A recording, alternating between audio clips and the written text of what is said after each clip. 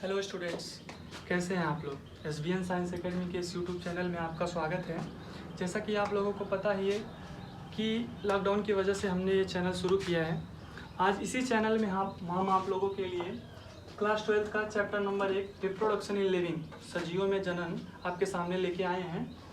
तो जैसा कि आप लोगों को पता ही होगा कि कोई भी जीव अपनी प्रजाति को इस पृथ्वी पर बनाए रखने के लिए रिप्रोडक्शन करता है, जनन करता है।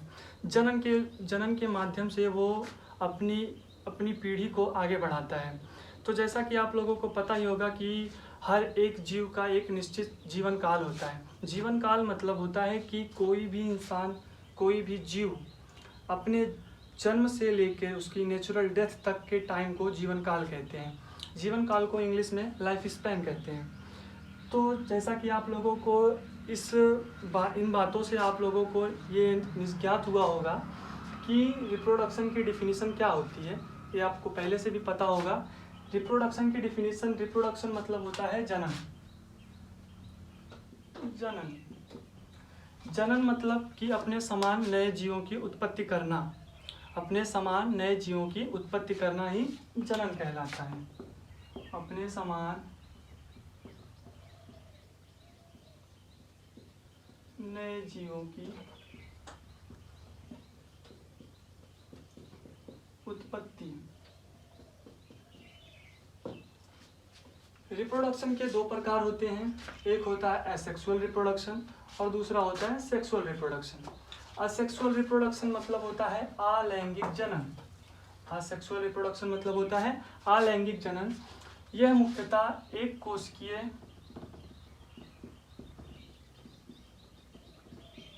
कोशिकीय जीवों में पाया जाता है।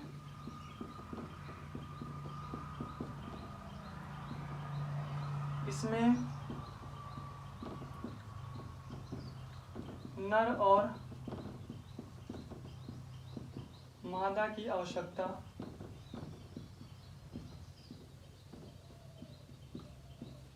नहीं होती।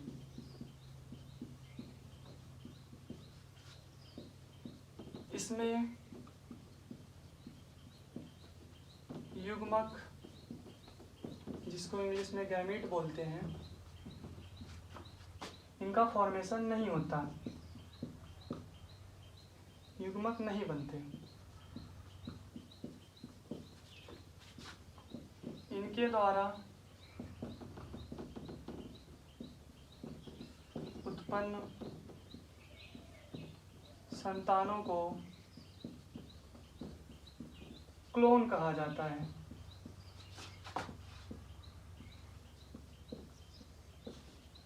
क्लोन कहा जाता है।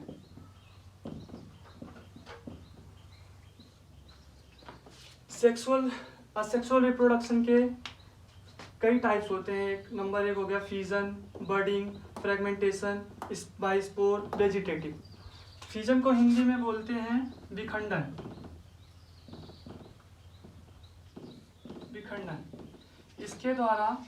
इसके द्वारा सजीव जो है अपनी बॉडी को दो इक्वल पार्ट में डिवाइड करता है। एग्जाम्पल के लिए अमीबा होता है। अमीबा के अंदर में केंद्रक पाया जाता है और कोशिका द्रव्य होता है। तो अमीबा का जो केंद्रक होता है, पहले इसका केंद्रक डिवाइड होता है, फिर उसके बाद कोशिका द्रव्य डिवाइड होते हैं, जिससे ये अपने आप को दो पार्ट में डिवाइड कर लेता है, इक्वली दो पार्ट में डिवाइड करता है। इसका एग्जाम्पल हो गया विखंडन का।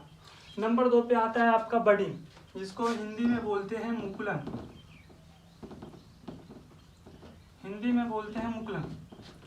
मुकुलन के द्वारा मुकुलन में एक बल्ब लाइक स्ट्रक्चर बनाते हैं, जिससे एग्जाम्पल के लिए हाइड्रा ईस्ट हो गया। एक मिनट,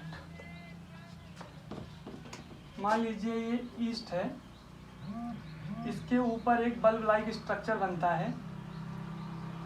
इसमें सिर्फ केंद्रक डिवाइड होता है।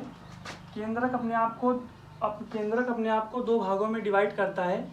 जो केंद्रक का दूसरा वाला भाग होता है, ये मुकुल के साथ, मुकुल मतलब जो पार्ट डिवाइड होके पहले वाले मतलब अपने पेरेंट से डिवाइड होके जो दूसरा पार्ट निकलता है उसको मुकुल बोलते हैं।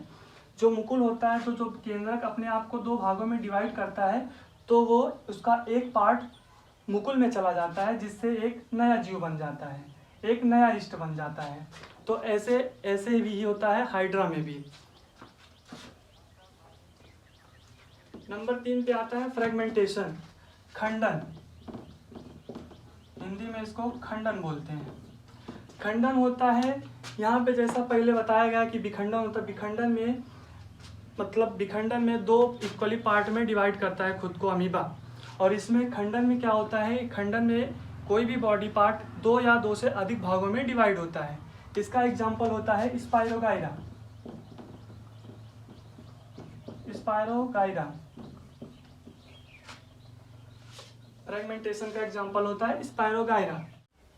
अगला होता है आपका बाइस्पोर। बाइस्पोर मतलब बीजाणु द्वारा, बीजाणु। ये जो आपका बीजाणु होते हैं ना, ये दो प्रकार के होते हैं। एक होता है चल बीजाणु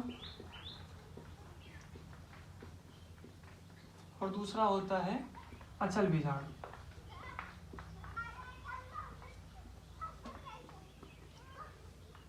चल बीजाणु मतलब वे बीजाणु जो गमन कर सकते हैं, गति कर सकते हैं। इनमें गमन करने के लिए फ्लैजेला पाया जाता है, जिसकी वजह से ये खुद को मोटाइल रखते हैं।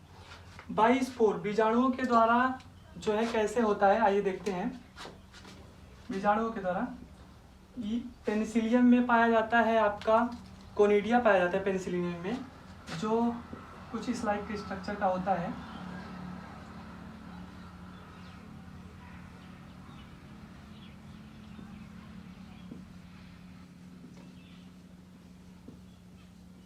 ये आपका हो गया पेनिसिलियम, इसको बोलते हैं कोनिडिया। कोनिडिया जब ये मेच्योर हो जाता है तो कोनिडिया जो है पेनिसिलियम से डिवाइड करके खुद को एक नया पेनिसिलियम बनाता है। इसका एक एग्जांपल और होता है क्लेमाइडोमोनास।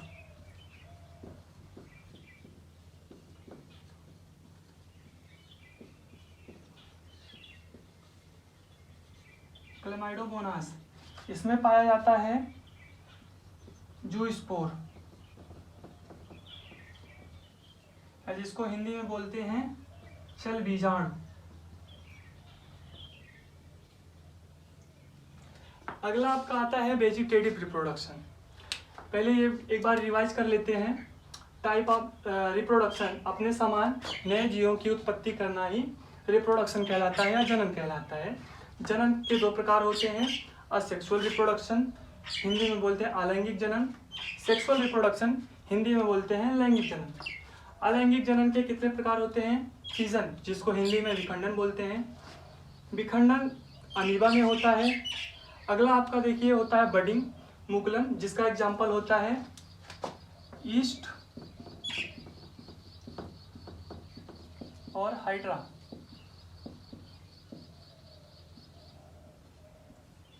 इसके दो एग्जाम्पल होते हैं। फ्रेगमेंटेशन जिसका एग्जाम्पल होता है स्पाइरोगाइरा। बाइस्पोर जिसका एक एग्जाम्पल होता है क्लेमाइडोमोनास और दूसरा एग्जाम्पल होता है पेनिसिलियम। पेनिसिलियम में पाया जाता है कोनिडिया। अगला जो आता है आपका वेजिटेटिव रिप्रोडक्शन। वेजिटेटिव रिप्रोडक्शन में आइए देखते हैं क्या होता है। इसको मिटा दे, लेना होता है स्क्रीनशॉट ले लीजिएगा वीडियो पीछे करके।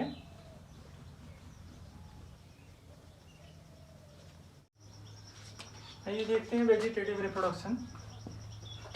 वेजिटेटिव रिप्रोडक्शन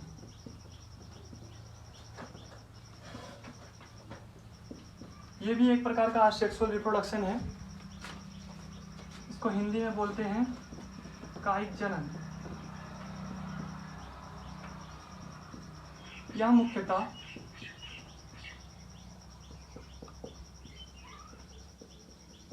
पौधों के विकसित पौधों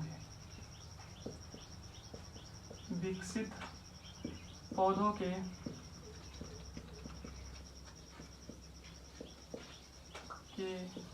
जड़ों, तना तथा पत्तियों द्वारा होता है। यह मुख्यतः विकसित पौधों के जड़ों, तना तथा पत्तियों द्वारा होता है, जिसके द्वारा ये अपने ही समान नए पौधों को जन्म देते हैं। इसका एक एग्जाम्पल होता है, इसका एग्जाम्पल है गुलाब। जैसा कि आप लोगों ने भी अपने अपने घरों में कभी ना कभी किया ही होगा कि गुलाब की डालियों को कलम करके हम ज़मीन में गाड़ देते हैं, जिससे कि उनमें धीरे धीरे उनकी जो जहाँ पे आप कलम किए रहते हैं वहाँ पे धीरे धीरे रूट्स नज़र आने लगती हैं। इसका एक एग्जाम्पल और आप लोगों ने सुना ही होगा कि बहुत समय पहले अपने यहाँ पे विदेशों से जो है एक वाटर हायासिंथ, जलकुंभी नाम का एक फूल था, उसको लेके आया गया था। उस फूल को हमारे यहाँ के लोगों ने उसकी सुंदरता को देख के लाया था कि हम इसको अपने यहाँ भी ग्रो कर सकते हैं। तो उसको लाके जब हम अपने यहाँ पे लाके हम लोगों ने उसको विकसित किया, तो वो जो है ना वाटर के ऊपर, वाटर के सरफेस पे पूरा एक बहुत सघन परत बना लेती थी, जिसकी वजह से सूर्य की किरणें वाटर तक नहीं जा पा रहे थे और उसमें का वाटर का जो जितना भी ऑक्सीजन था वो सब एब्जॉर्ब कर ले रहा था, जिसकी वजह से वहाँ के जो वाटर में जितनी भी मछलियाँ और तमाम अन्य जीव वहाँ पे मौजूद थे उन सबकी मृत्यु होने लगी, जिसकी वजह से गवर्नमेंट ने आदेश दिया कि जो है कि इस पौधे को ख़त्म किया जाना चाहिए। तो जब इस पर कार्य शुरू हुआ तो उस जलकुंभी को जितने पार्ट में तोड़ा गया उसका उतना वाटर ब्लूमिंग उसमें उतना ज़्यादा होने लगी और उतना ज़्यादा पौधा वहाँ पे जलकुंभी का हो गया, जिसको रोक पाना काफ़ी मुश्किल हो गया था। ये आपके एनसीईआरटी में दिया हुआ भी है, आप चाहें तो पढ़ सकते हैं। इसी के साथ हम अपना ये लेक्चर ख़त्म करते हैं। आपको मिलते हैं अगले वीडियो में सेक्सुअल रिप्रोडक्शन के साथ। पढ़ाई करते रहें। All the best.